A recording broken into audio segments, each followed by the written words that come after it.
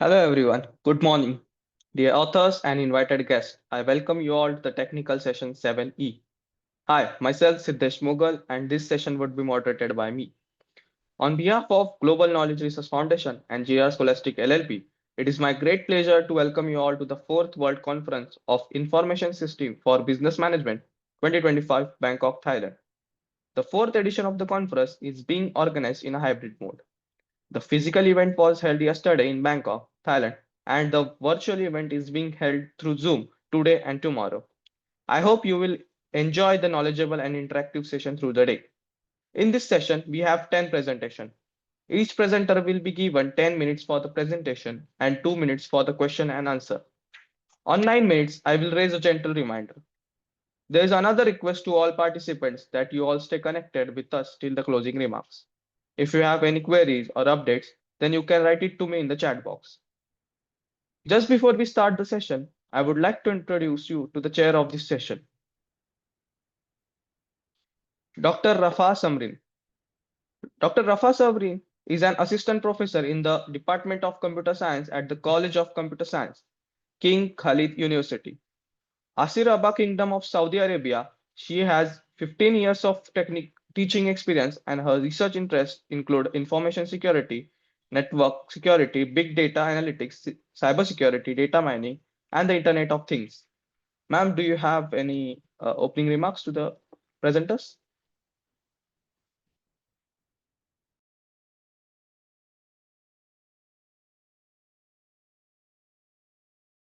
Rafa, ma'am, do you have any opening remarks?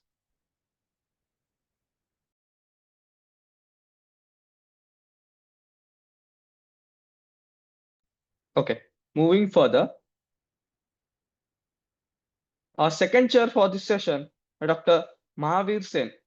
Dr. Mahavir Sen is a professor and head at Maharshi Arvind Institute of Science and Management, Jaipur, India.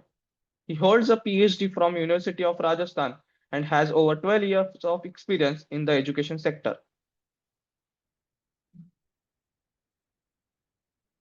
Now I would like to start with the presentations.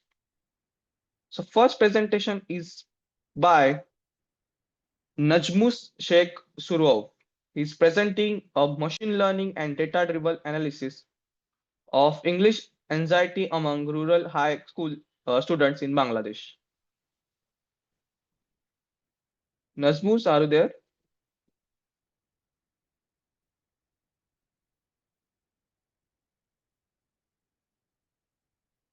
I think he has not joined. Okay, moving further. So next we have Satyasa Khadka. She is presenting character recognition of Nepali number plate. Hello, am I audible? Yeah, ma'am, you are audible. You can share your screen and start your presentation.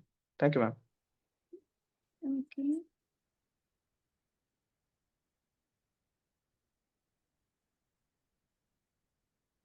So Yeah, my it's screen, visible. Yeah. can I start the presentation? Sorry? Can I start now? Yeah, you can start.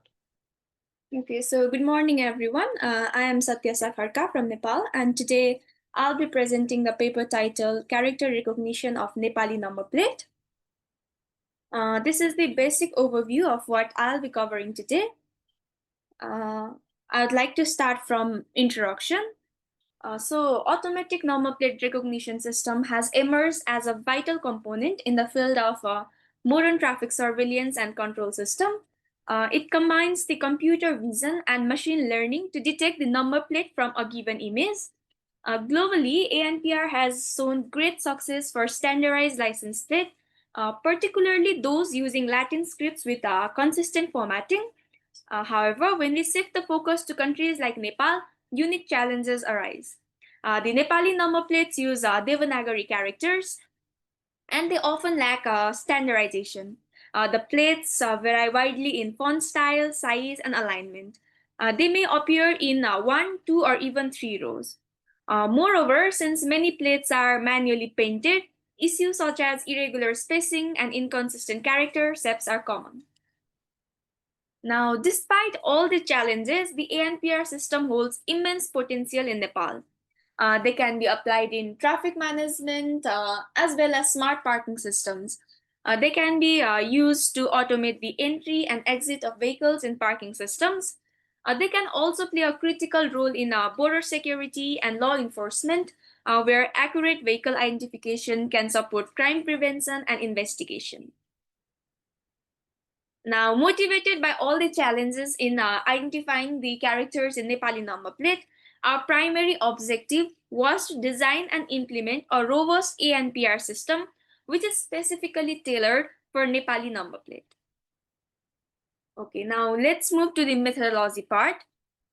In our study, we have made use of two publicly available datasets from Kaggle. The first dataset consists of about 2,500 annotated vehicle images. These are the images of the Nepali license plate, which have the bounding box drawn around the characters. We trained a YOLO V8 model on this dataset so that it can accurately detect and create the bounding box around each character in number plate. The second dataset includes 26,000 labeled images of 34 unique Devanagari characters. These are the characters that are commonly used in Nepali number plates. Each character is properly labeled, which make it highly suitable for training. Finally, we integrated these two models, YOLO V8 for detection and segmentation, and CNN for recognition, to form a complete ANPR pipeline, which is specifically designed for Nepali number plate. Now, the workflow of our study will be more clear from the system design diagram shown here. Now, let me explain our system design in detail. First, we supply an image of a vehicle to a pre-trained YOLO model, which detects and crops the license plate from the given image. Now, the detected and the cropped license plate image is passed to our YOLO V8 model, which we specifically trained for this task. This model detects the individual character on the plate and draws a bounding box around them. Now, the segmented character regions are then supplied to the CNN model for recognition, where each character is classified into one of the 34 Devanagari symbols used in Nepali number plate. Together, all these steps form a fully functional ANPR pipeline, which is tailored for the Nepali number plate, and we can see the output level as shown in the image. Moving on. Okay, so this is the architecture of the YOLO V8 model that we have used for the character segmentation from the license plate image. And this is the architecture of the CNN model that we have used for the character recognition. To further clarify the working of our system, I'd like to show some output snippets of our working. Okay, so this first image, we can see how our YOLO model detects the character from a single row license plate. Each character is enclosed within a bounding box for clear segmentation. In the second image, we saw the case of a two-row license plate. Despite the difference in the structure in the previous image and this image, the model is still able to correctly localize and segment each character, which demonstrate its robustness to layout variations. These results indicate that the model not only performs with high accuracy, but also it generalizes well across different plate structures. This is the performance metrics of the YOLO model we have trained for the character segmentation. It has high precision of about 98.72% and recall of about 98.8%. This is the confusion matrix. We can see that the most of the characters which were detected are actually the characters. This is the output of the CNN model that was trained for character recognition. As we can see that the characters are predicted correctly. Here we can see that the character was C and the predicted character was also C. It is similar for other characters as well in Devanagari script. Now this is the performance metrics of the CNN model. The training accuracy was 93.17% and the training loss was 22.87%. And this is the model summary of the CNN model. And these are the graphs representing the accuracy and the loss over epochs. To demonstrate the workflow of our study, we have also created a simple website. So this is the home screen of the website. Here we have the option to upload an image. Now, on uploading the image of the vehicle, as we can see in the image, as we can see in the slide, uh, the license plate is detected by the pretend YOLO model, and after that the license plate is supplied to our YOLO model, which was trained to detect the characters from the license plate, and the bounding box are drawn as shown in the image, and the final output will be something like this. We can see detected text and the characters in the license plate. Okay. Now, in context of Nepal, Nepal is now shifting toward the use of embossed number plate. So we also decided to work on this area. Currently, there is no dedicated dataset available for Nepali embossed plate, as we are just moving toward it, which makes training a model specifically for them a little challenging. So, given the lack of Nepali embossed data, we utilize the images from existing license plate dataset from India and USA. We trained a VGG16 architecture, which is a widely recognized CNN for visual recognition task. So this is the output for the embossed number plate. Sorry to interrupt you, ma'am, but you are 9 minutes out. Sorry. You are 9 minutes out, ma'am. So can you please Okay. wrap up? Okay. So this is the summary of the VGG16 model. The training accuracy was 93%. And this is the graph showing the accuracy, and this is the output. So to conclude my presentation, our study presents a comprehensive ANPR system which is tailored for Nepali number plates, addressing the challenges such as varying plate layouts, inconsistent spacing, and Devanagari script recognition. We developed a pipeline combining YOLO V8 for character detection and segmentation, CNN for character recognition, and the VGG16 to handle the embossed license plate. So thank you. This was it from my side.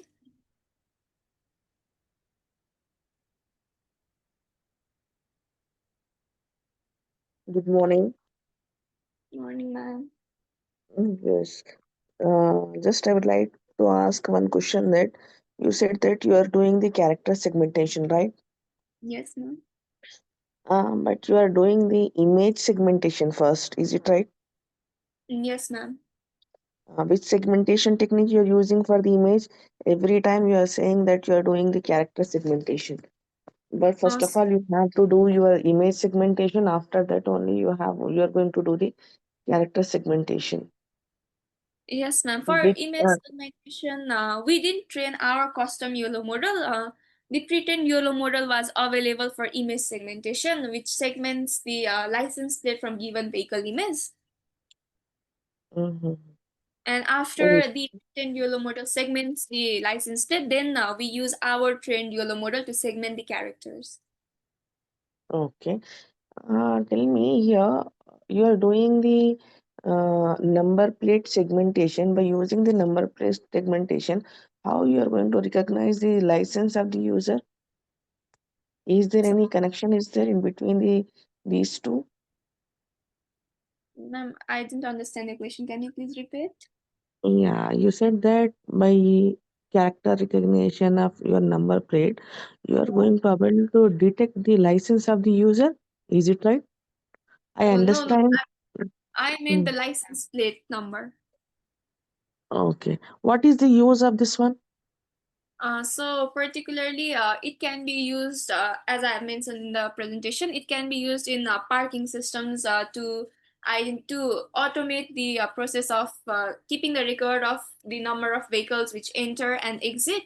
So they, with for rather than manually keeping the record, we can automate the process, and it can be also used for investigation.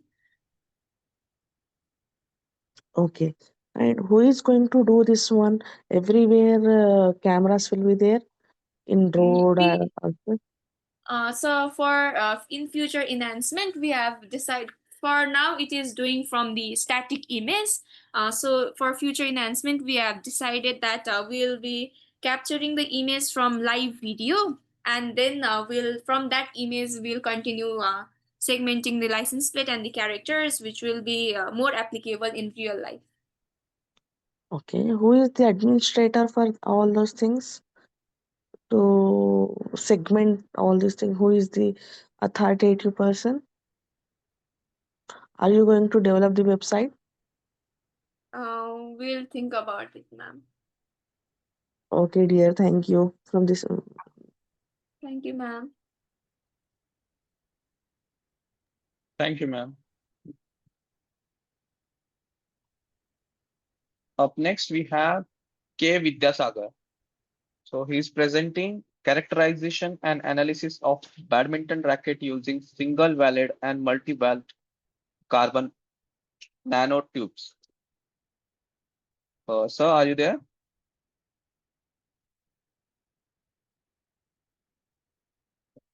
Vidyasagar, sir, are you there? I think he's not here.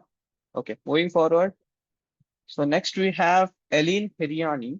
She's presenting cross-model attention transformer for multi-SKU demand forecasting in retail environments. Ma'am, can you start your presentation? Ma'am, I Okay. think you are, Yeah. yeah, sure. Sure. Wait Thank you, ma'am. a minute. Yeah, thank you.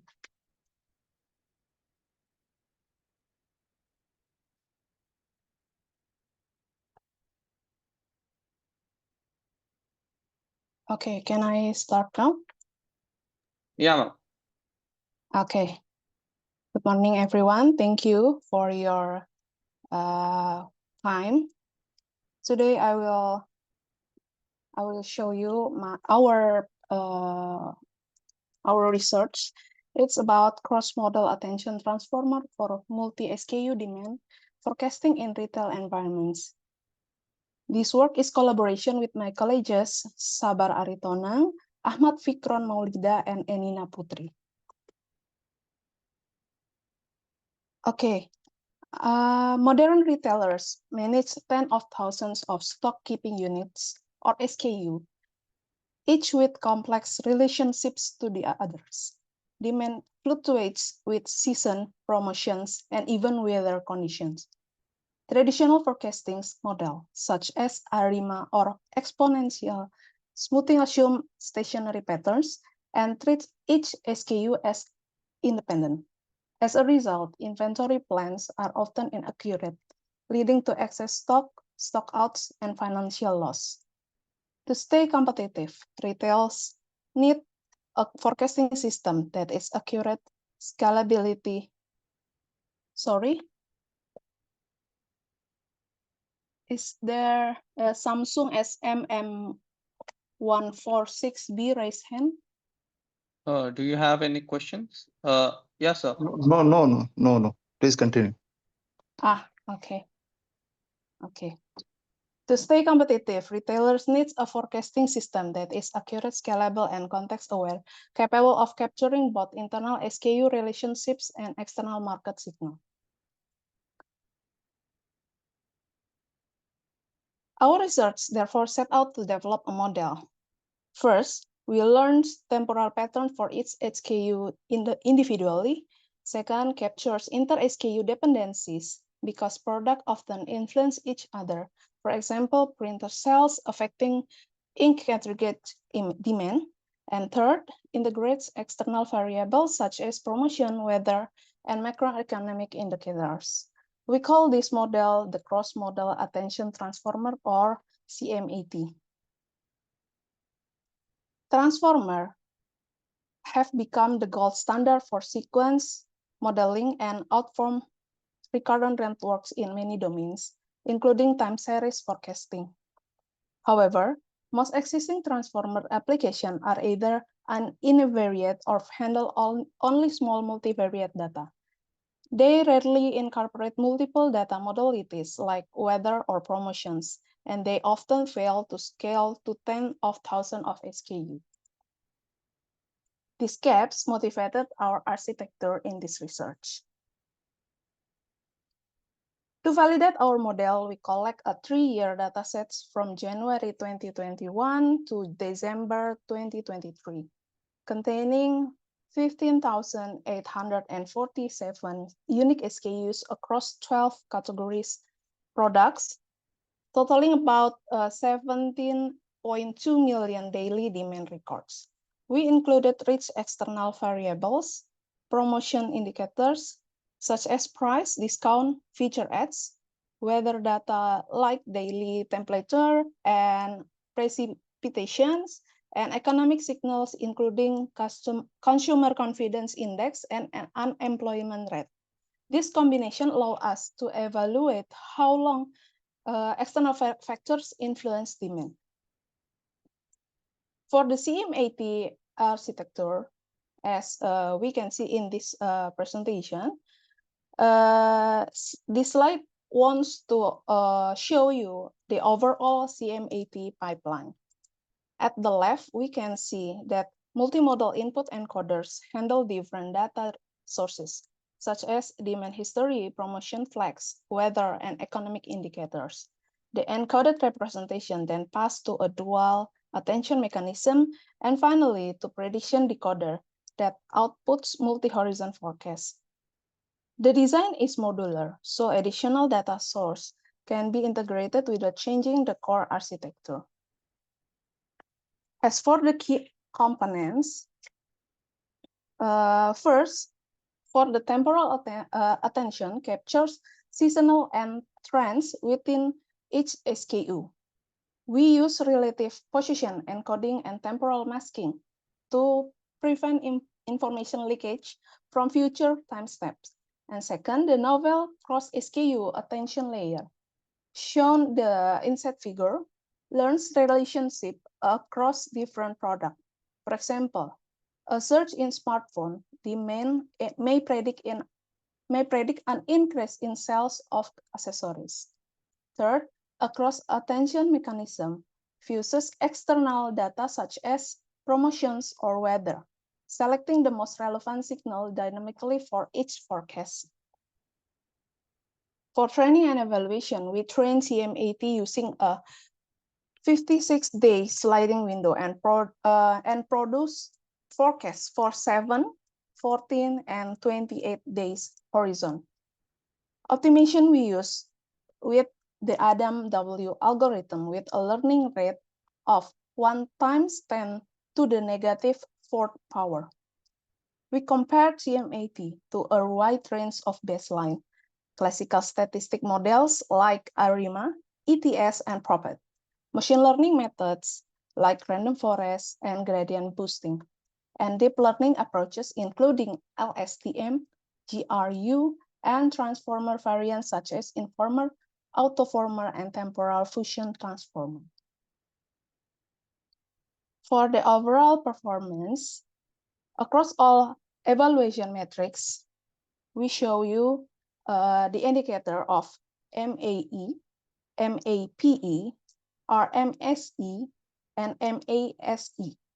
CM80 consistently outperforms every baseline.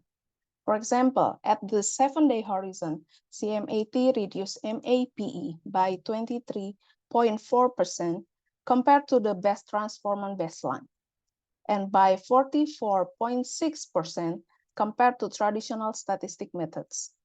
This improvement remained robust for 14 and 28 days horizon as well.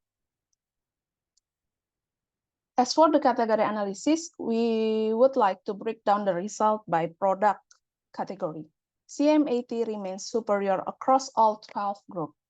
Notably, categories within high variability and strong seasonal patterns, such as toys and games, or jewelry and watches, show the largest gain, benefiting from the cross-SKU attention mechanism.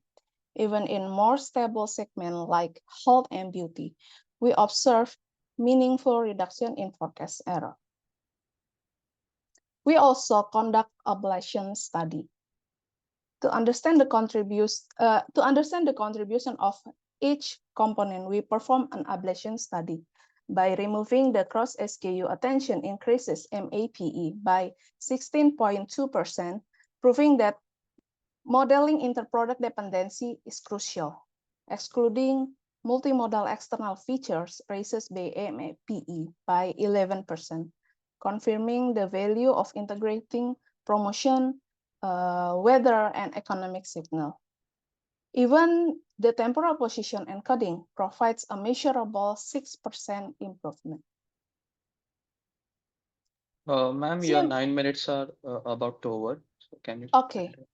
Okay, thank you. CMAT provides consistently benefit across all demand volume segments. The most impressive gain appear in low volume products, 1 to 5 units per day, where MAPE improved by 20.4%.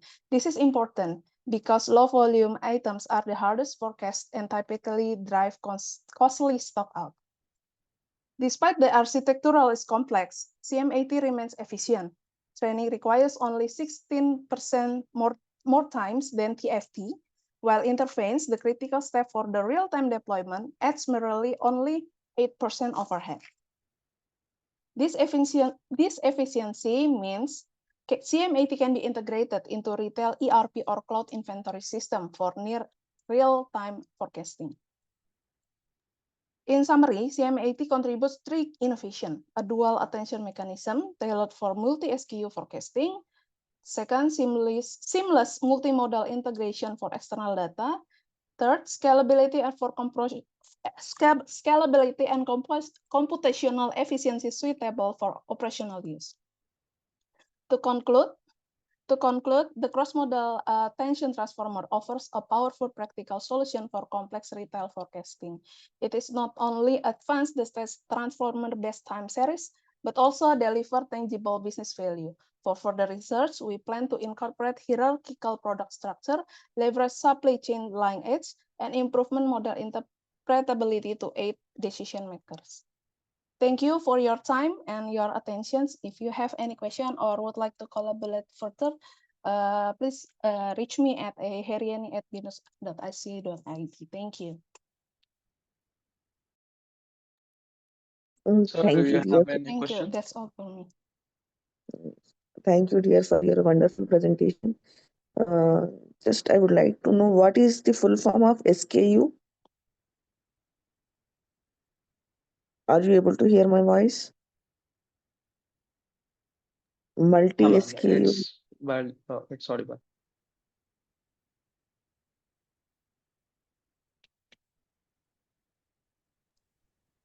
Hello. Sorry. Yes, hello. Yes. What is the full form of SKU? Stock keeping units, ma'am.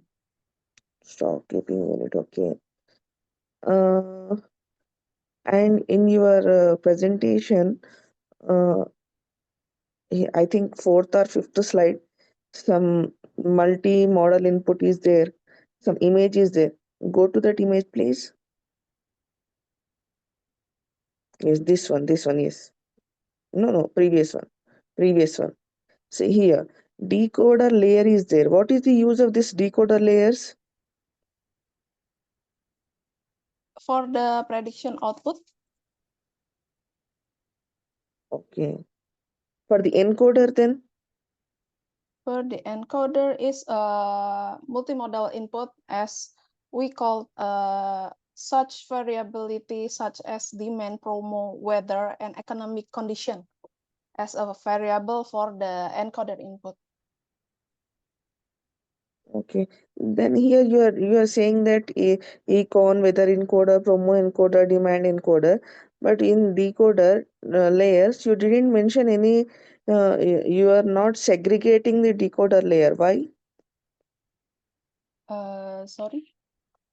Here in decoder layers you didn't give the specific layer. Why?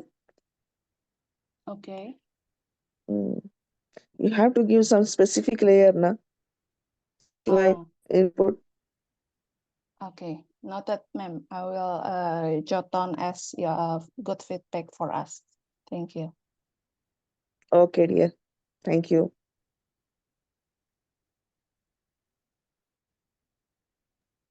Thank you, ma'am. Okay, thank you.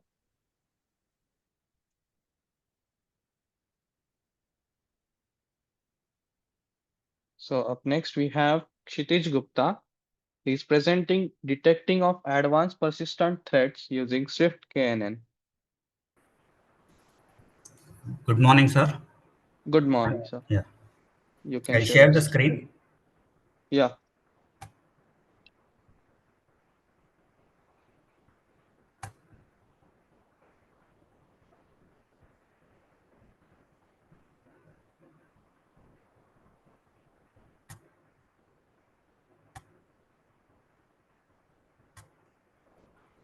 Yes, sir. It's visible.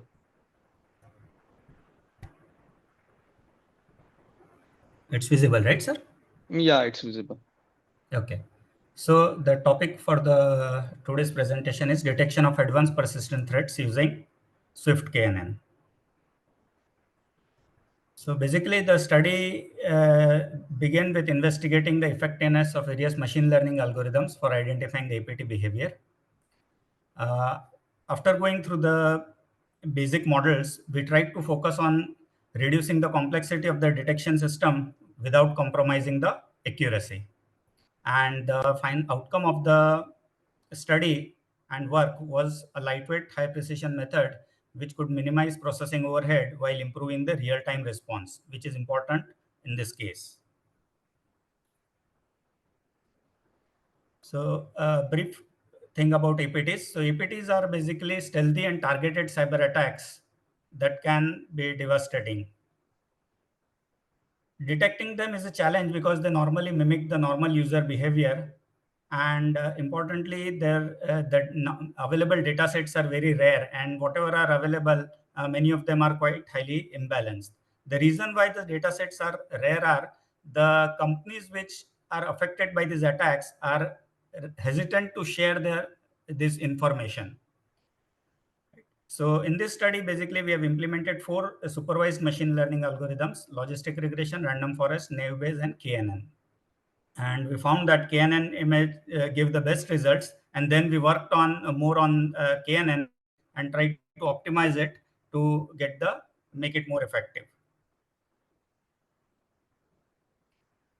So APTs are characterized by their targeted and prolonged nature, often involving sophisticated tactics to infiltrate systems and evade detection. So new methods are being used by the attackers, and while the attack is taking place, they keep on changing in order to or take evasive actions to evade the detection. So understanding these attacks is also essential for developing the effective detection mechanisms. So just a brief look. Basically, the attack lasts for minimum 6 months, and it has various stages involved. So in order to be able to detect it properly, we should focus on employing the detection techniques at various stages, and then combining them also. So these are the 5 or 6 major phases that are involved. So different frameworks, they may have different number of phases, but ideally these are the common ones. So initially the attacker collects the information about the victim, then tries to gain an initial entry into the victim's system or network, establishes a command and control center so that further instructions could be given and to the malware that has been inserted, and then they try to expand their hold into the network by using various privilege escalation techniques. And finally, once that is done, periodically, as the data are collected, they are exfiltrated to the attacker from the victim. So a major goal of the attack is stealing the information. Detecting is paramount as it can lead to any successful attack could lead to several financial losses, data breach, disruptions, etc.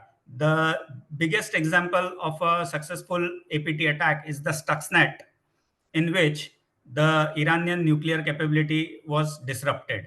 So it threw back the Iran's nuclear bomb preparation thing almost by 5 to 10 years. So that such could be the effect of a success of an APT attack. So timely detection enables organizations to mitigate the risks and safeguard sensitive information against ongoing threats. And AI and ML have emerged as powerful tools. The classical techniques that are available for intrusion detection, they are not effective in identifying the APT attacks. So just a brief look at the various algorithms that we have implemented. So logistic regression, random forest, and naive Bayes. Logistic regression is used for classification, which estimates the probability of a class using a logistic function. Random forest, it's an ensemble method that builds multiple decision trees and then combines the outputs. And naive Bayes works on the probabilities. So basically, we have more focused on the KNN method. The reason is it gives the best results. The K nearest neighbor algorithm, it classifies the data points based on the distance to their nearest neighbors. However, it evaluates the distances against all data points, leading to high latency in processing. So computational costs are more in this case. Again, we'll have a look at its brief understanding so that we know what are the shortcomings and how it is to be enhanced. For all the algorithms, basically working methodology, we applied data pre-processing. So in that, we first of all removed the null and missing values for ensuring the consistency. Infinite values were replaced with maximum finite values so that the skewness is eliminated. And once we have, then we did some hyperparameter tuning. So standardization of the data was achieved. And then we did a dimensionality reduction using the LDA. So this is the algorithm which played an important role in giving the best results in the optimization model also. So basically what it did is it converted the high dimensional data into a lower dimensional subspace which maximized the class separation. As a result, it was able to highlight the discriminative features between normal and malicious behavior. And the result that we got was improved model efficiency and enhanced data accuracy. So these are the performance of the various models that we saw for the four things that we implemented. So KNN with 19 neighbors, right? So basically this was one of the parameters that we had hypertuned, and the one with 19 neighbors was used, KNN, and it gave the best overall result, demonstrating superior accuracy and balance between recall and precision.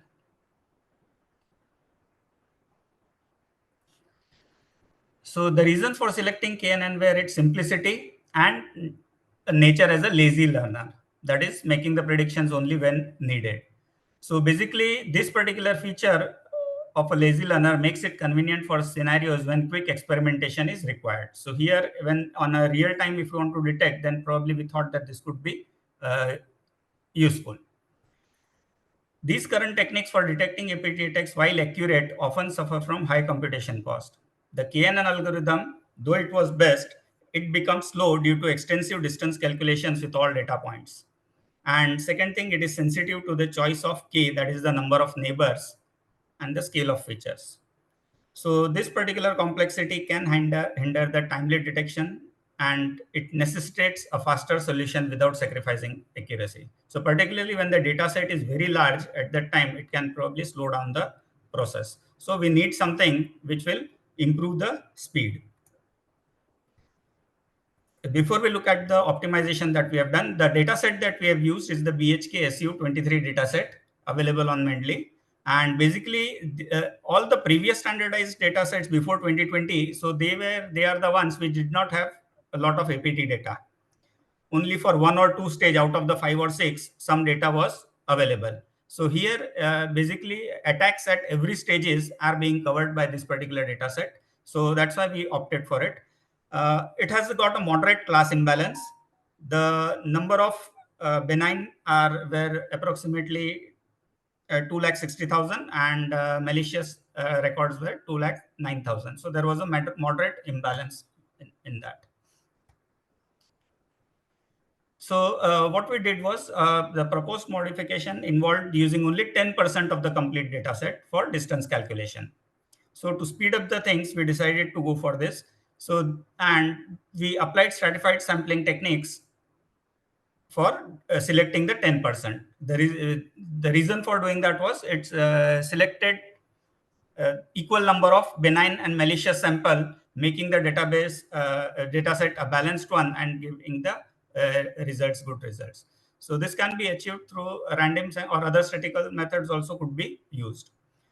So what we Your found was, 9 minutes are over, so kindly yes, sir, wrap up. this strategic reduction accelerated the processing but ensure that results remain consistent. So if we see the comparison of the results, then we see the accuracy is almost the same. There is a between the normal KNN with 19 neighbors that we used and the Swift KNN, by reducing the data set, we see there is a slight decrease in the accuracy matrices, but the overall time required was much less. So time complexity was greatly reduced. So basically, the key advantage of this was reduction in the computational times, significant reduction, and at the same time, the detection accuracy was maintained. So this is the comparison of this. And when the paper was submitted, we were asked to test it on a different data set also. So we use the DAPT 2020 data set. It is also a data set that has been introduced, which contains attacks for all the stages related to APT. And we found that the results, so the same process was repeated on this data set also, and it gave the results which were similar to that which we got when we applied it on the BHKSU data set. So that means what we have proposed was tested successfully on 2 of the data sets, and almost identical results were given. So future work, like for acceptability, interpretability for real world deployment is important. So we can think of integrating explainable AI techniques such as SHAP or LIME to ensure that the predictions are explained and we improve the trust and the adaptability of these algorithms. Additionally, we could also combine it with some other algorithms and with some real-time traffic. Thank you.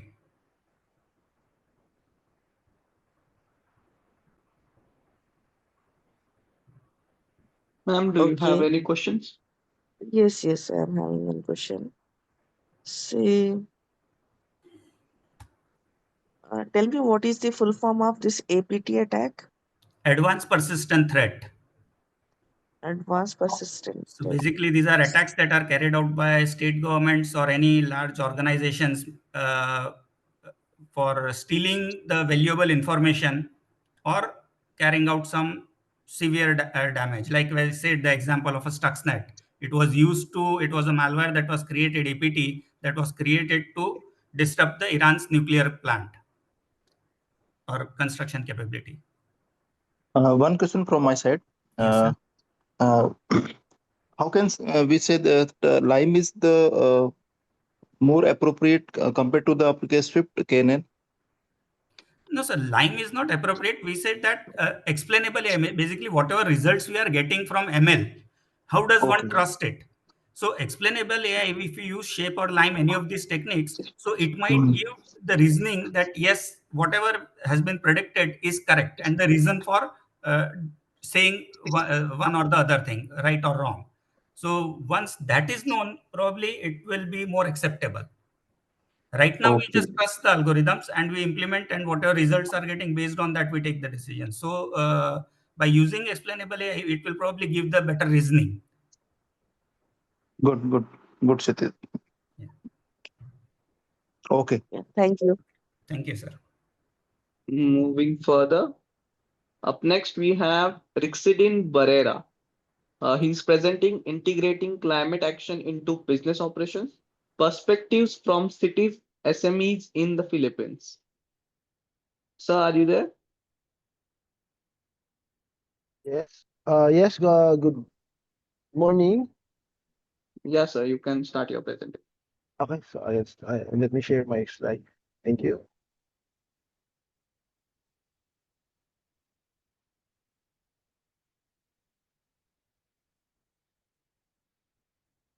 Okay. So yeah. Okay. So basically, I will be sharing to you some of the things that we have done in the Philippines with regards to the integration of climate action or the SDG.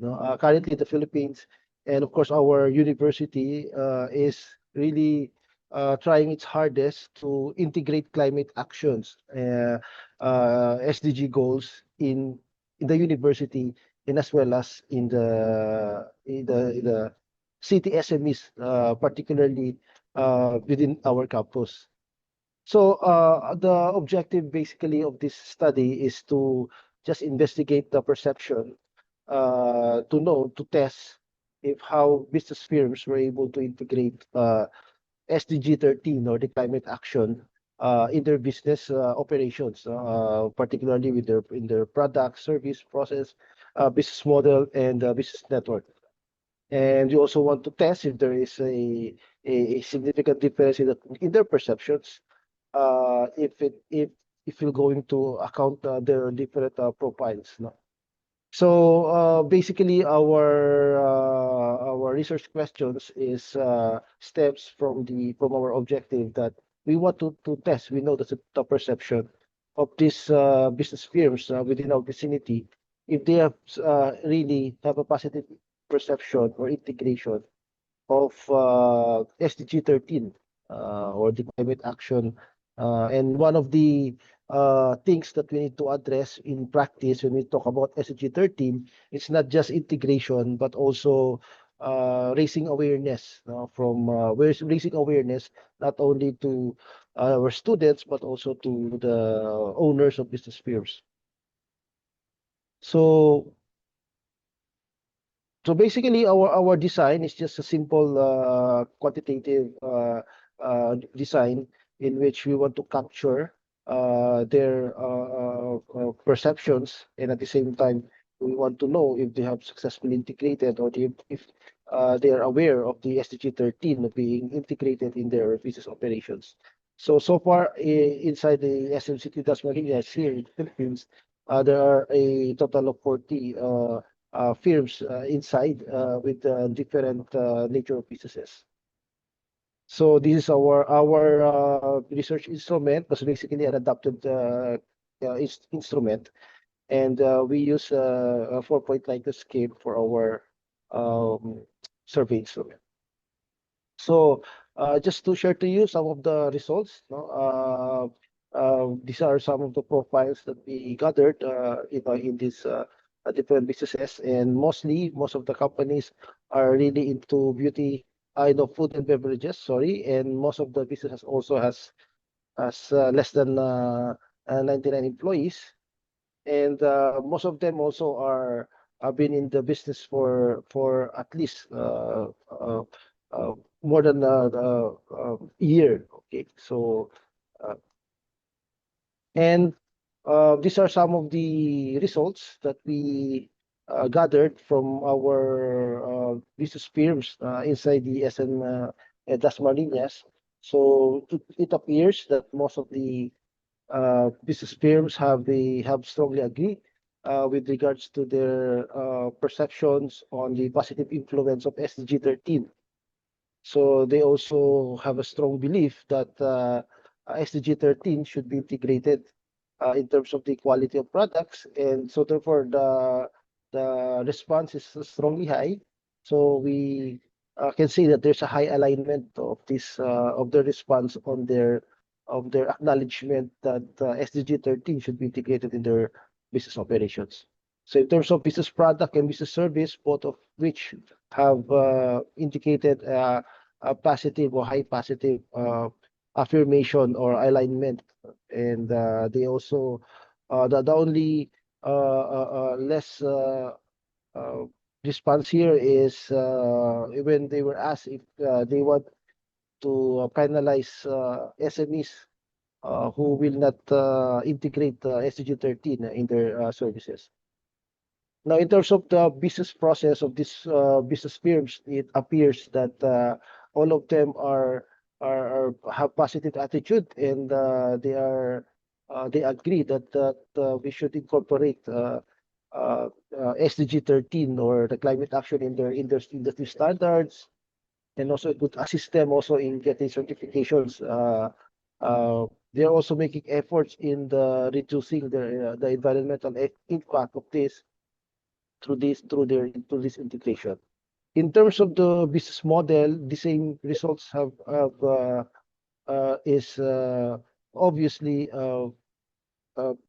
results here would say that it is also high alignment and also have posted a strong agreement, and they also agree that adopting adopting a sustainable business model such as climate change action is essential for SMEs to remain competitive in the global market. So obviously, the firms have agreed that integrating sustainable practices in their business model, can positively influence customer loyalty.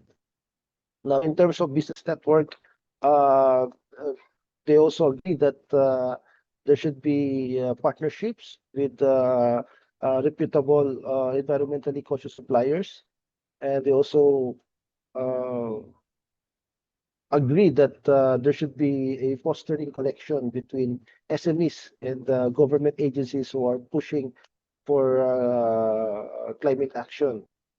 And in terms of business network, then obviously it also posted a very high alignment. So all in all the aspects of the business operations in terms of the products, services, process, model, and networks have high alignment, which is really a very positive development on the considering that business firms sometimes they don't integrate SDG 13, but in this case, since it is inside the mall, it is good to know that it posted a high alignment of all their business operations in uh, uh, their operations. So when we ask about the demographics, if it's has an effect on their perception, it appears that all of them is not significant. So basically, all the different profiles of the businesses has nothing to do with the alignment. So instead, I think the alignment stems from the fact that they need to integrate it to become more sustainable for their business operations. So all the profiles that such as length of operations, nature of businesses, number of employees, and even the type of ownership has no significant posted no Sir, significant difference. Yes. sorry to interrupt, but your 9 minutes are over, so please have. Okay. So yeah, and just to okay, so let me go to the conclusion. So so it appears that the SME have show strong support for climate action across different business dimensions, and this is also believe product quality is crucial for customer decisions and recognize the importance of aligning these products with climate action. And then for these are some of our recommendations. This actually output-based recommendations, since it appears that they have already a positive attitude and positive perception. So therefore, in order to translate this, these are some of the recommendations that we have. Okay, so thank you very much for listening to today.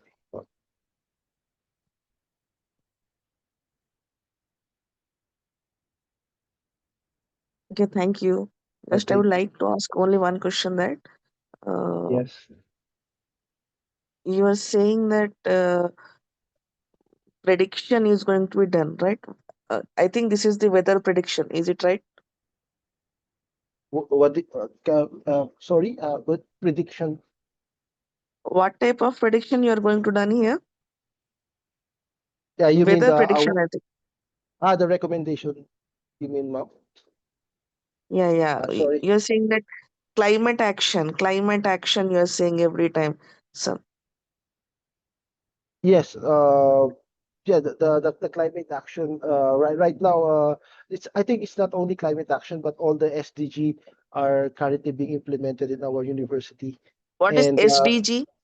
sustainable development goals. These actually goals are introduced by United Nations, and currently right now our university is actively following all the SDG, making sure that all the researches that we conduct whether it's an action research, whether it's whatever research that we conduct, it always follows or satisfies all the goals of the United Nations Sustainable Development Goals. And in this research, we are backing into the awareness of the integration of this climate action, or we call it SDG number 13, to be seriously being integrated into the business operations of all businesses inside the campus or within the building, because our university is actually the third and fourth floor of the fourth and the fifth floor of the it's a very big mall, and inside of it there are like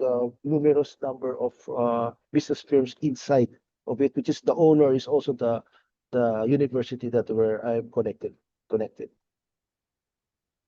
Okay, thank you. Thank From you. my side, Thank it's you. okay. Thank you. Thank you, ma'am. Up next, we have Pradnya H. Desai. She's presenting model confidentiality in AI as a service, challenges and cryptographic solutions. Ma'am, are you there? Yes. Okay, ma'am, you can start your presentation. Okay. Let me share my screen.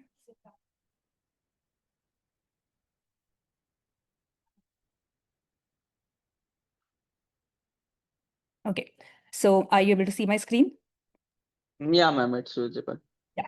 Hi, I'm Pradnya Desai, and I'm here to present session on model confidentiality in AI as a service, the challenges and corresponding cryptographic techniques which we can use.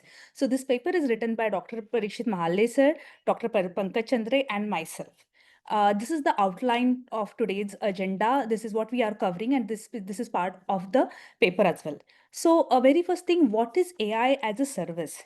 AI as a service, basically, nowadays organization develop, deploy machine learning models and provide it as a AI, artificial intelligence as a service. And these powerful AI tools are available as on-demand services on the cloud platforms. It eliminates need for the in-house infrastructure, and you get the well-trained model which you can use it for your business. So the well-known IT companies like Amazon, Google, Microsoft, IBM now offer pre-trained adaptable AI models. But there are many risks associated with exposing such models via open AI or hosting it on the unreliable third-party server. The model theft can result in, like, there can model thefts can happen, and though that can result in the financial loss. So let's review what are those threats. So very first one is the model inversion attack, where a model inversion attack use a machine learning model's output to infer the private information about the training set. So attackers can reconsider approximation input in AI as a service settings and using the prediction confidence scores. The next one is membership inference. So membership inference, in which data were used for training, the data which is used for actual training, by examining the model's prediction confidence, and there is a chance of data confidentiality may get compromised as a part of this attack. The another one is the model extraction attack. So it is another serious risk nowadays, where these attacks have the ability to recreate internal parameters or decision boundaries. So they are kind of recreating the model, and that way, they can have their own model developed. That way, the providers will lose the competitive edge as well as intellectual property.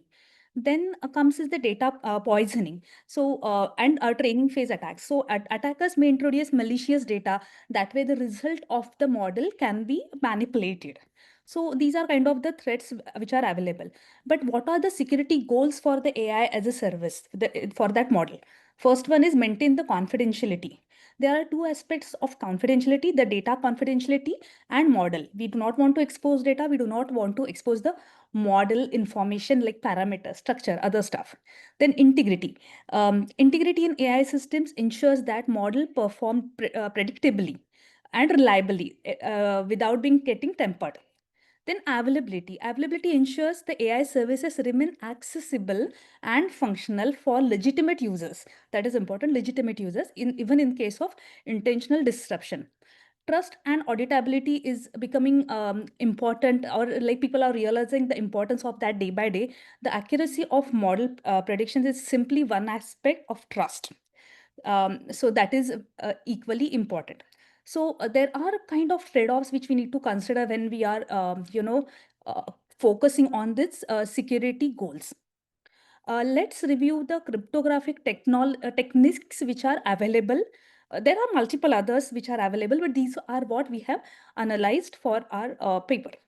So homographic encryption is effective technique for maintaining the anonymity in AI service. So it permits competition on the encrypted data without decrypting. So the latency will be of course more because the encrypted data is been used instead of plain text. So that is the basically con where you may have the performance bottleneck. Then secure multi-party computation.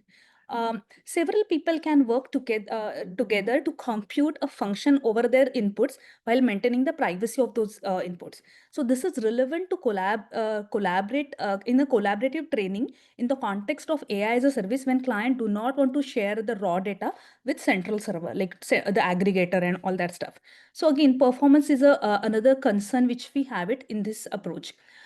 TEE is very not very, but it is another famous thing which is available, like AMD SEV, then Trust Zone. There are multiple other TEs which are available. They provide the secured environment or dedicated environment to deploy and run your model. So it is a dedicated a part which will be available on the cloud for you. So the limitation is basically it will, because it will have small chunk available for the operation, the memory limitations can occur, and there is slight chance of side channel attack. But yeah, majorly is like limitations, like resource limitation is major challenge. Then federated learning, it allows AI model to be trained amongst client devices. Each device trains independently and only share that information in the central aggregator. So it requires the secure update protocol. That is another challenge which this particular module has. Then there is a differential privacy where you can add a noise, but it reduces the accuracy. So like that there are multiple approaches available.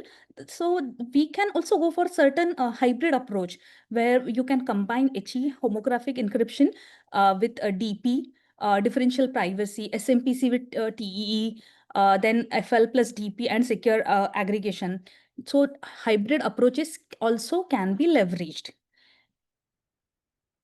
So these are the additional information about this. I'll directly go to the next slide, that is the proposed framework. Yeah. So as you have seen, right, there are multiple options available. There are a couple of techniques are available, but no single technique offers a complete protection across all the vectors. So we have proposed this framework that combines strength of multiple methods. So this is a kind of proposed one which we have it. So here in the at the client side, user devices prepare the encrypted queries and generate the security requests.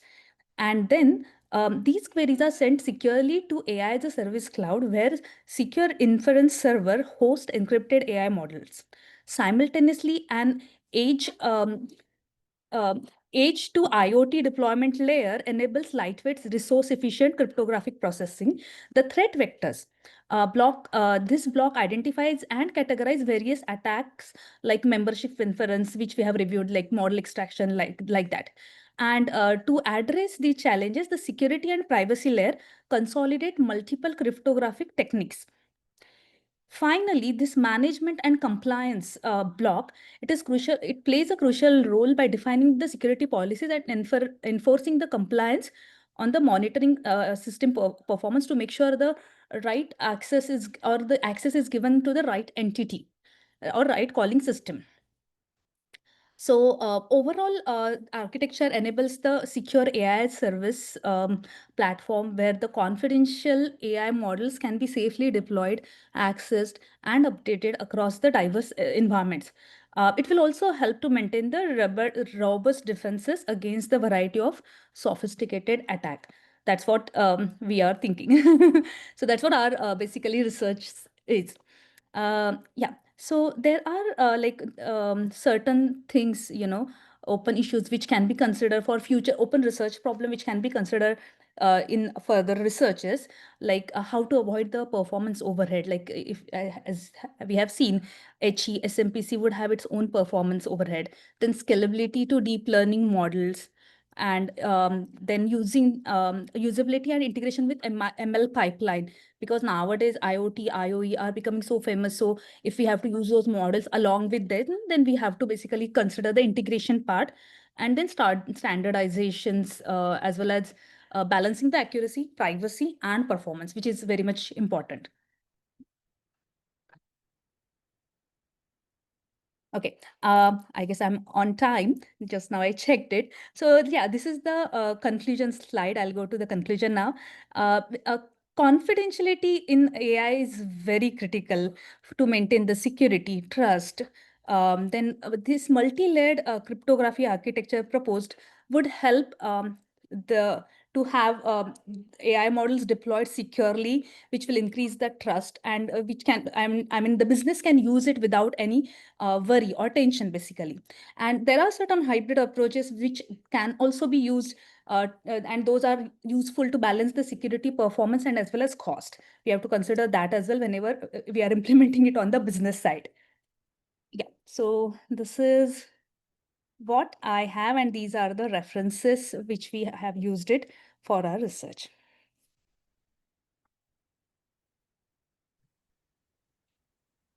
Yes, dear. I'm having one question. Shall I? Yes. Yes. You said that you're going to use the various types of cryptographic techniques. You're saying that HE, SMPC, TEE, right? But which cryptographic technique you are going to use in your model? So it again depends. Not all we can use at the same time. Honestly, for one of my Yeah, project, I have used TE, but in the proposed architecture, I would say HE, HE. the Why? homographic encryption, because encryption basically makes sure the data is encrypted, and it maintains the the data remains safe with that. In every encryption technique, data remains same. What is the exact reason to use that particular cryptographic technique? Yeah. So for homographic encryption, the search can be performed on the encrypted data. You don't need to decrypt it on the model level. So that's the benefit of it. Increases latency because you are searching the encrypted information. But it is like we don't need to have the decryption algorithm on the other side. Why? What is the That's that. reason? That is homomorphic encryption. Basically, it allows to perform search on the encrypted data. That is that technique. Okay, okay. Thank you. Mhm. Okay, thank you. Thank you. Thank you, ma'am. Up next, we have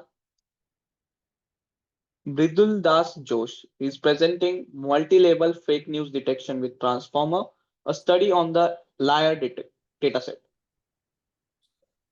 Hello, sir. Bridul, Good are you there? morning. Yeah, Yes, I am there, sir. I'm there. Can you hear me, right? You yeah, hear me? yeah, yeah. Okay, okay. You can start your presentation. Okay. Good morning. So, I already told my paper name, and they are my author, myself, Nilda Joshi, and so these are the agenda I will discuss. Next slide. So there will be more talk about my paper. Give based on my domain is actually fake news. So based on my domain, let me discuss my problem, what I'm actually going to present in this paper. So most probably we all know about the fake news, what is actually it, and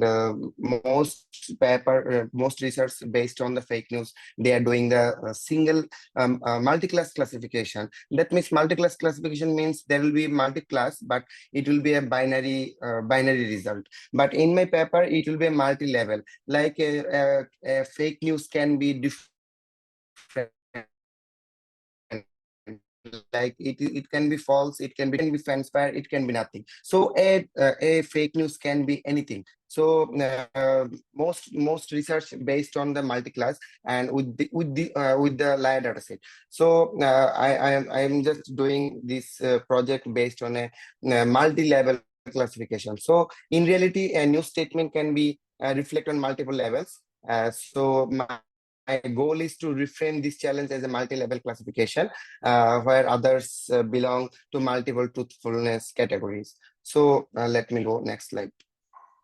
So why multi-level fake news detection? I already told that a fake news can be any level. Like in my live data set, there is 6 level. So I will discuss about my data set, but the thing is, in multi-level captures the gray areas. Sometimes it can be partially true and partially false, fake, true, anything. So it gives more realistic view compared to forcing just one level. So this approach improves accuracy and helps handle tricky cases like sarcasm, ambiguous false news, anything. So let me discuss about my methodology. Methodology or model, what I use to detect fake news as a multi-level classification. So the thing is, there is a raw text, and we are just doing some pre-processing. What we are doing in the NLP, and I used a transformer which is BART model, and after we are just applying. We are just deploying our uh, pre-processed data to the BART model, and it is encoding to the embedding system. And we are using 768 encoding for our prediction, and we used a dropout layer because there is some chances to be overfitting, and we used 0.3 dropout layer in our model.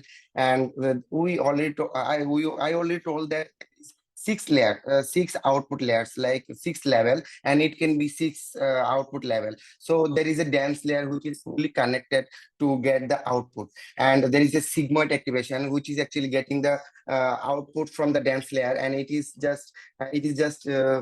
just converting the result as the independent probability. And we used a threshold to get the actual prediction, actual level from our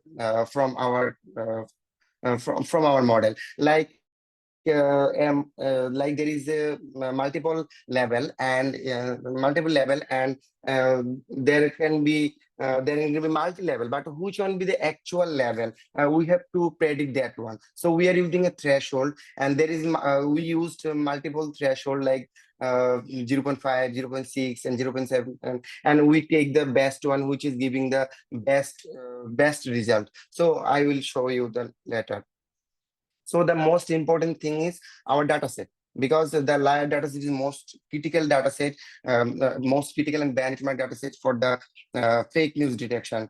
There is like 2,836 short political statement, and each statement level is 6 fine grained truthful levels. Like I will show you my data set. Here you can see there is a truthfulness value, like it is 0.5, 0.6, 0.7. Like there is a truthfulness value, how the news is level. Okay, so there is 6 levels. I already told, like true, mostly true, half true, barely true, false, pants on fire, including rich metadata. Like there is more column in my data set. I will show you my data set.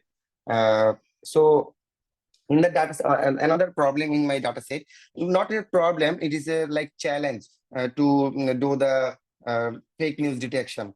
Like this, most of the people are doing, most of the research they are doing, like a text, there is 100 plus or 100 to 200 plus uh, long text. But the liar data set, it is a short text. Like there is like 10 to 15, the sentence length is 10 to 15 words. So it is more tough to get the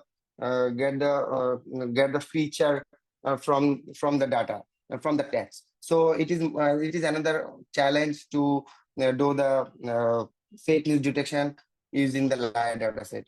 So this is the graph. You can see that there is like very less word in the sentence. It is 10 to 25.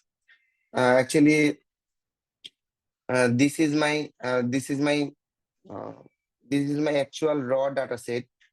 You can see that there is a column in label, but there is some truthfulness values. So it is more challenging to get the prediction due to the more truthfulness values. So we use multi-binarizer to convert it in the binary, because if we are doing multi-class, we can just convert it as a single binarizer, but it is a multi-level binarizer. Okay, so after all the pre your 9 minutes sorry. are but over. Okay. So it is our actual data set. We are after doing all the pre-processing, we use multi-binarizer to convert the data set, because we can't use that one because it is a raw data set. Okay. So after using all the things, there is the discussion of my result. So you can see that all the result is not the same, because this is not a balanced data set. This is unbalanced data set. Every level has different, every text has different level, there is different result. You can see that half true is more less than other, like fence fire, and you can see the barely true, it is 0.63. And I already told that I used different threshold to get the best prediction. So you can see the graph here is the graph. Okay. So next thing, good. Not all the levels is predicting good, but most of the levels is good. Okay.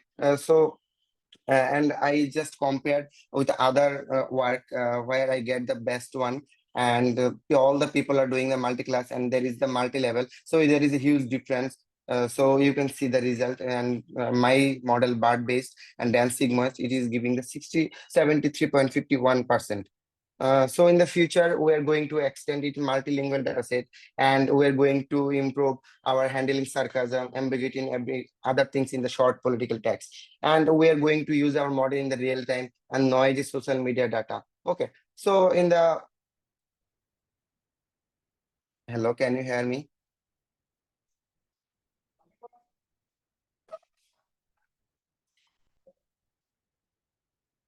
Hello. Yes, sir. Yeah.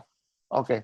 So in the conclusion, let me say my conclusion. There is the BART-based multi-level model I use in on the live dataset, and in handles overlapping the truthfulness categories in multi-class method, multi-level method. So achieve 73% accuracy and show the strength of the transformer in fake news detection and need testing real-world noisy data and other things. Okay. So these all are the reference. And thank you. Any question, ma'am? Sir. Just like I would like to ask one question, that what is the Yes. capacity of your data set? My dataset capacity is, ma'am, 12,000 plus. 12,000 plus. Yes. Okay. Yes. How you are dividing your data set into testing and this one? Ma'am, 80% and 20%. 80 and 20. Yes, ma'am. Okay. But 80 and 20 means it is very difficult to train your model, I think so. Is it right? Yes, ma'am. Actually, I already told about the multi-level and multi-class. It is so hard to level, but I have done it, ma'am. I tried different model, different things, but I am getting good accuracy with this model. Good accuracy. Okay. How much accuracy you are getting? Ma'am, 73%, where people are getting multi-class. So in my Okay. perspective, it is a good accuracy, and other than other rather than other paper. Yes, ma'am. Yes, ma'am. Thank you. Okay, ma'am. Thank you. Thank you, ma'am. Thank you, sir. Up next, we have Arun Kumar. He's presenting the role of ICT in empowering women-led MSMEs, analyzing WhatsApp commerce as a catalyst for SDG 5 and SDG 8 in Tier 3 India. Arun sir, are you there?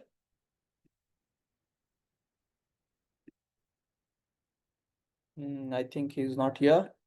Okay, moving further. Next we have Tabassum Tajin Ratri. She is presenting Uncovering Consumer Pattern, the RN algorithm for market-based analysis, basket analysis. Let me share my screen. Yeah, ma'am. Sorry, actually.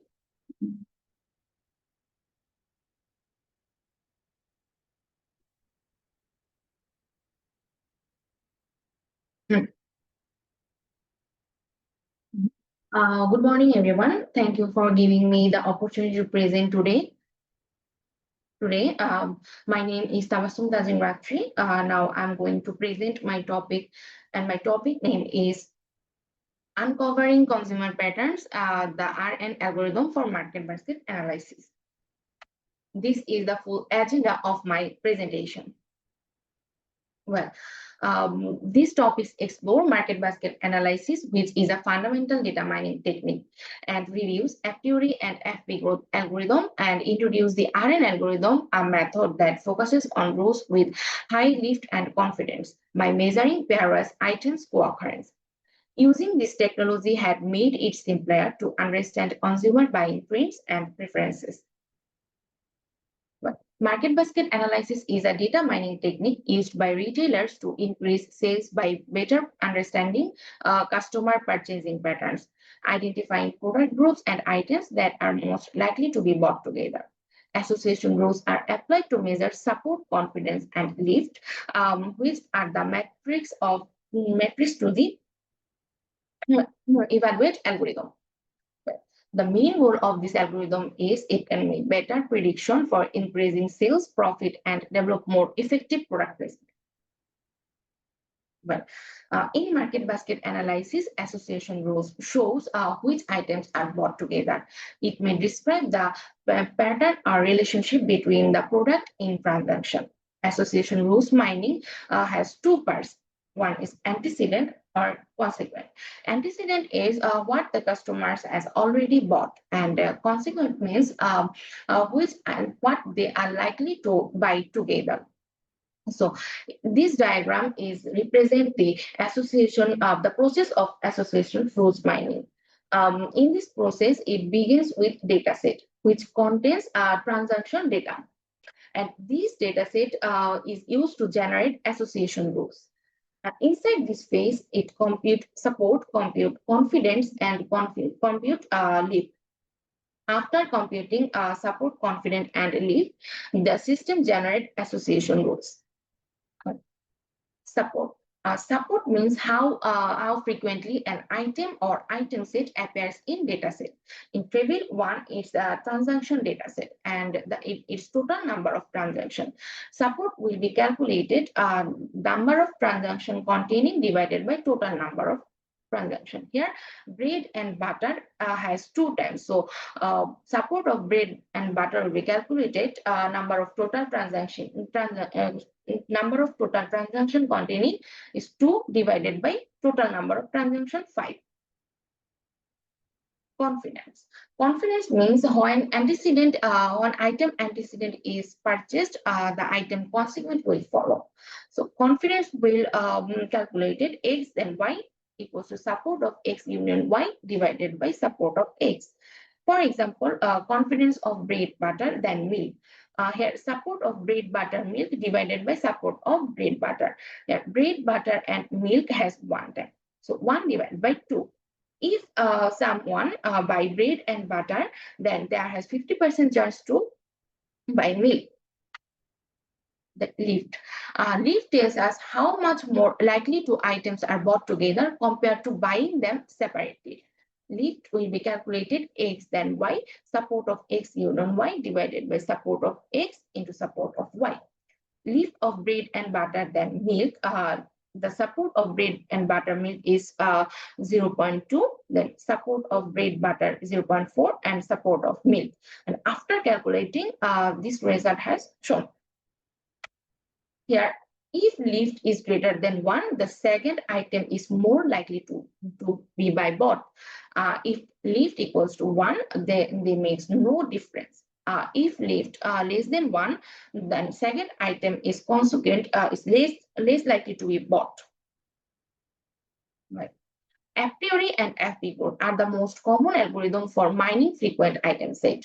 A priori finds frequent item set by step checking which items appear often, where FP growth makes a tree to find frequent item patterns. This is the algorithm of a priori algorithm. So it begins with data set and it reads all the items of transaction. And it calculates support. If support is greater than or equal to minimum support, then it insert into the frequent item set. Otherwise, it remove it. So for each non-empty subset of frequent item set, it calculates confidence. If confidence is greater than or equal to minimum confidence, then it insert it into the strong rule. Otherwise, it remove it. Then it stop here. And this flowchart is the FP growth algorithm. This algorithm also start with data set, then it process the data, and after that it assign the minimum support and calculate support. If support is greater than or equals to minimum support, then it prioritizes the items. Otherwise, it ignore the pattern. After that, it build a tree structure using prioritized items. MFP growth using a bottom-up approach. After that, it generates a leader table and frequent table. Then this algorithm will stop here. Ma'am, before moving further, your 9 minutes are over. Kindly wrap. Oh, sorry. This is the definition of this is our RN algorithm. So RN algorithm is a method that finds strong two item rules in transaction by looking at lift and confidence. So but RN algorithm provides competitive or superior performance in identifying the top rules while remaining simple to distribute. This is the algorithm of RN algorithm. This algorithm also start with data set, then it create permutation of two item set. After creating permutation item set, it get the list of the items in transaction. Here count equals to 0. This counter is used to track how often a particular item or item set appears. After that, it starts checking item in transaction. If the pair is found in the transaction, then increment count by 1. Otherwise, exist the loop. After that, it calculates support. If support is greater than or equal to minimum support, then it insert into the frequent set. Otherwise, remove it. And after that, it calculates confidence and a lift, and the result will appear. This is the result of comparison. This is the result of a priori algorithm, and this is the RL algorithm. Here, a priori algorithm gives with low confidence and moderate lift. This is the weaker relationship. That RL algorithm gives the high confidence and the very high lift. This is the strong relationship. And here is the comparison between FP growth and RN algorithm. They are also FP growth produce the minimum confidence and minimum lift, and their RN algorithm produce moderate confidence and a high lift. Our RN algorithm has some limitation. It has a lack of authentic data set and library function, and data set maintained alphabetic order. That's why RN algorithm cannot use produce product name. Conclusion. So every retail business owner face a problem with the sales and loss, and RN algorithm is created to show better performance than existing algorithm on market basket analysis. This algorithm intend to make profit and increase sale for retail success. Thank you. Thanks for having patience.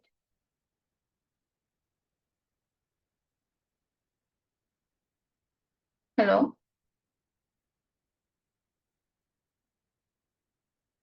Ma'am, do you have any questions? Safa, ma'am? Hello, are you able to hear my voice? Yeah, ma'am. Yes, ma'am. Yes. See, I'm having one question. Go to your flowchart, please.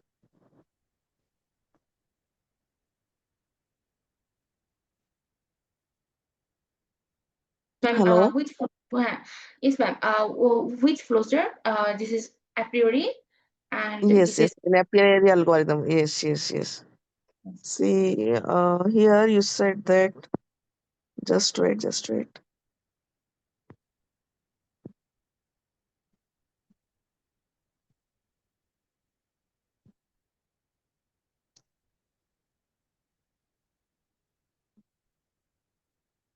Hello. yes, ma'am.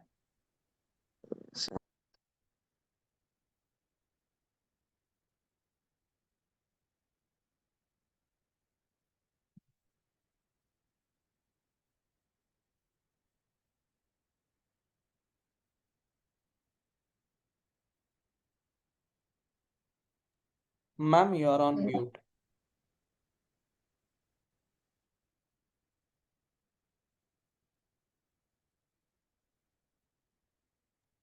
Yes, sir. Do you have any questions?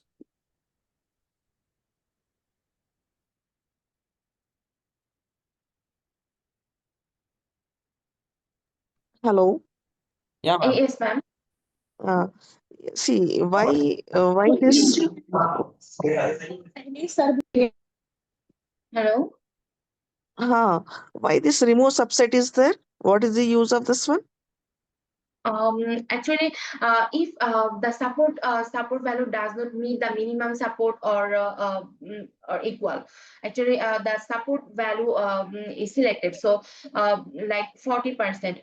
If any product set doesn't meet the 40% or 20%, then it will remove. If it is. See, either 40, either 20, you have to consider. You can't We consider two. actually select it in. Yeah. Okay, okay. From my side, it's okay. Okay, ma'am. May I stop my share screen? Uh, Mahavir, sir, do you have any questions?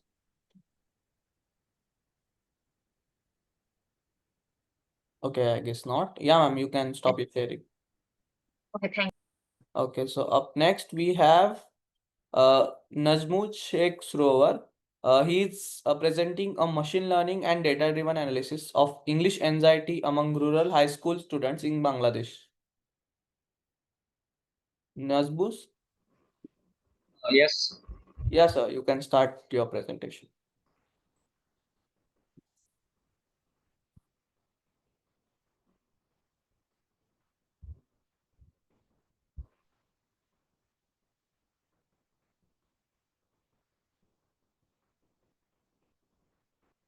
I think my screen is visible.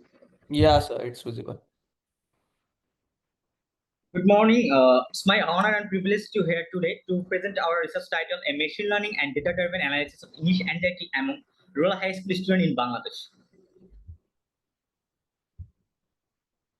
Let's begin with some context. In Bangladesh, English is more than just a subject. It's a gateway to higher education, international opportunities, and career success. However, rural students face barriers, limited resources, lack of trained teachers, and scarce access to technology. As a result, English often becomes a source of anxiety rather than empowerment. This anxiety undermines confidence, communication skills, academic performance. Therefore, understanding and addressing this issue is not only about improving language skills, it is about improving the mental well-being and life opportunities of rural students. The problem we focused on is very specific. English is crucial, but rural students in Bangladesh and suffering from English language anxiety, which significantly limit their potential.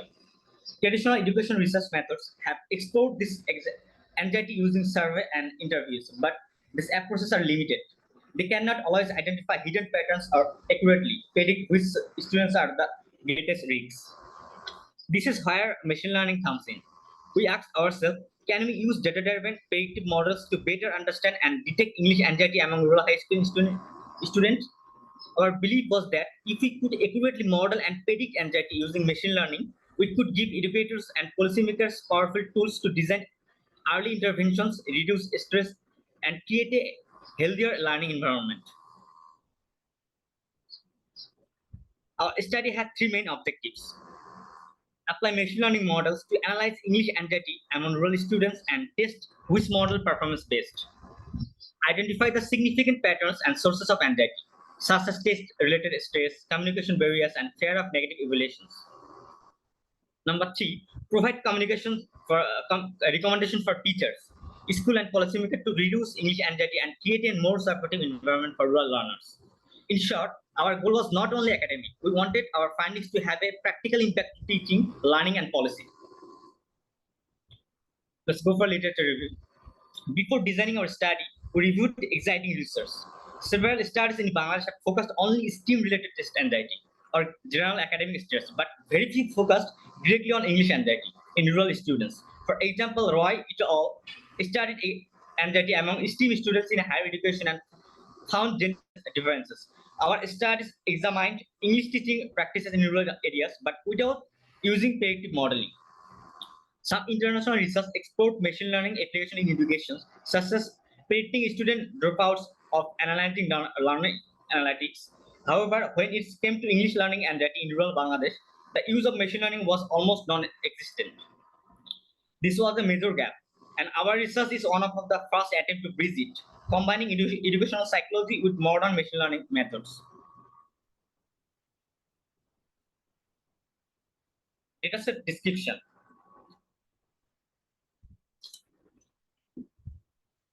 For our dataset, we collected information from 581 rural high school students across Bangladesh.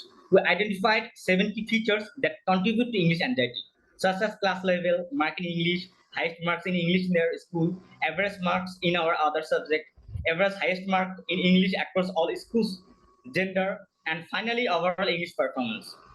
This feature captured both academic and demographic factors.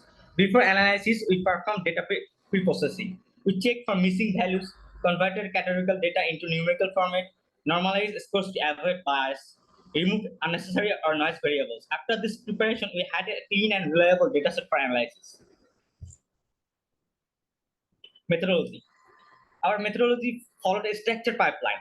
Data collection for rural schools, pre-processing and feature engineering, including normalization and label encoding. Application of 5 machine learning classifiers, KNN, SVM, naive bias, deviation tree, and gradient boosting. Performance evaluation using 4 key metrics, accuracy, precision, recall, F1 scores. This process allowed us not only to test different models, but also to compare them fairly and identify the best performing one. Machine learning models. Let me briefly describe the models. K nearest neighbor, KNN, classify a new student by looking at the performance of the similar students nearby. SBM, find the best dividing line or hyperline to separate anxious and non-anxious students. Naive bias, a probability-based model that assumes independence between features, simply but sometimes inaccurate. Decision tree works through a branching structure of yes/no questions, ending in a classification. Gradient boosting combines many smaller, weaker models into a stronger one by correcting errors step by step. Testing all 5 allowed us to see not just which model worked, but also why it works better. Result. Our results were very clear. SDM achieved the highest accuracy, 99.43%. Both decision tree and KNN performed well, 96% accuracy.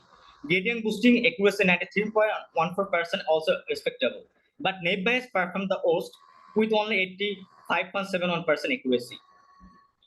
Not only did SBM achieve the highest accuracy, but it also had the best precision recall and F1 score. This means it was not only correct most of the time, but also consistent in identifying the right cases. The reason SVM works so well is that it excels at separating complex data into classes with clear boundaries, even when others model struggle.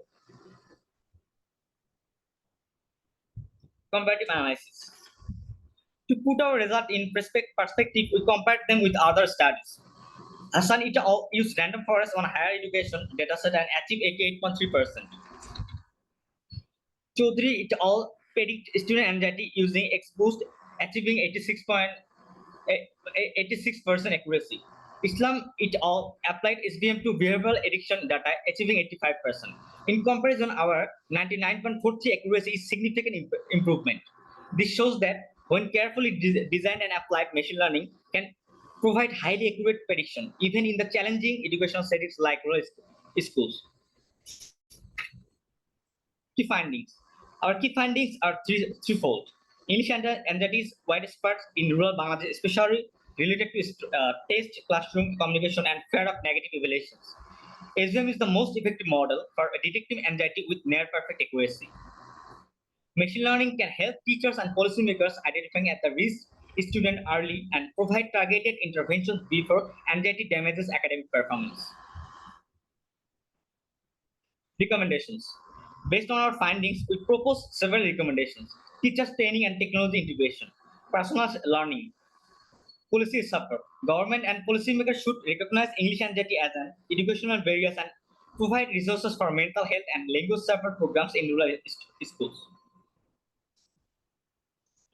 In conclusion, our study shows that machine learning is a powerful tool to understand and mitigate English anxiety among rural students. The SVM model with nearly perfect accuracy can support data-driven decision making in education. Future work should be expand the dataset to more schools, including behavioral and psychological factors, and refine predictive models further. Ultimately, our vision is to reduce English anxiety, improve academic outcomes, and empower rural students for future success. That's all for my side. Thank you.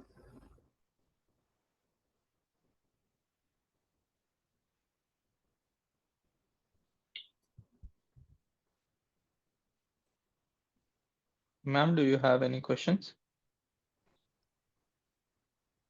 Yes, I am having one question.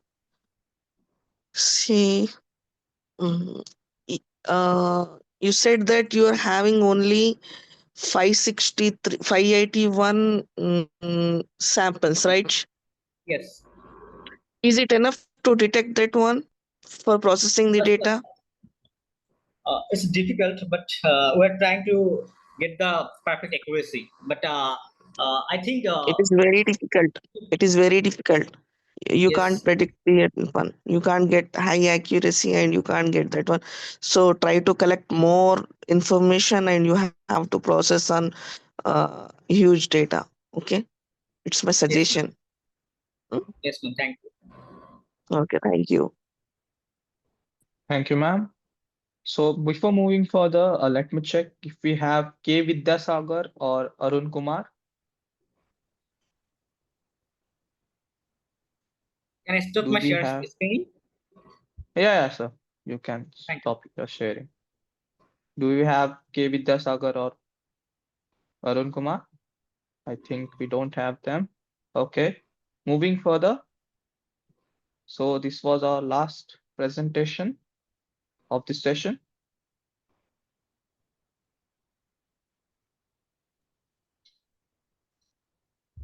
I sincerely thank our uh, authors for their excellent presentation and contribution in this session, and all our participants for being part of this international conference.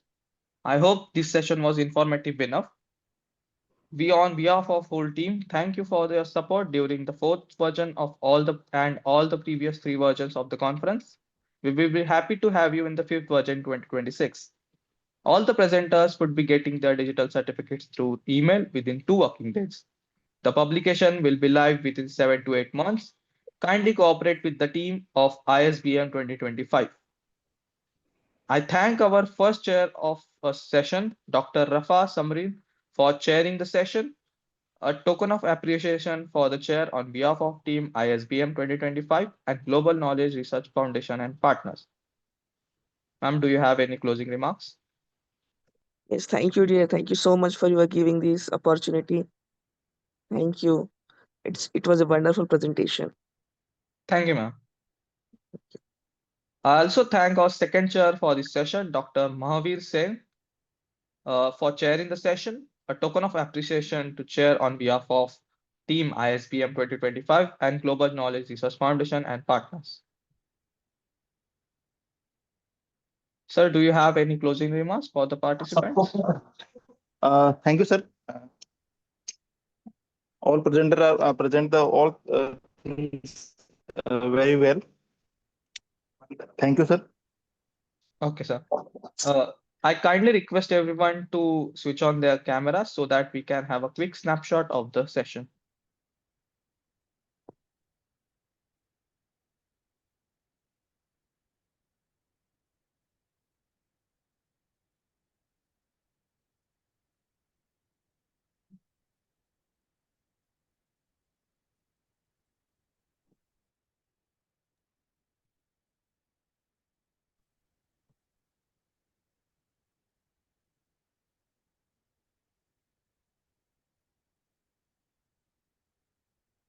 Thank you, everyone. Have a good day.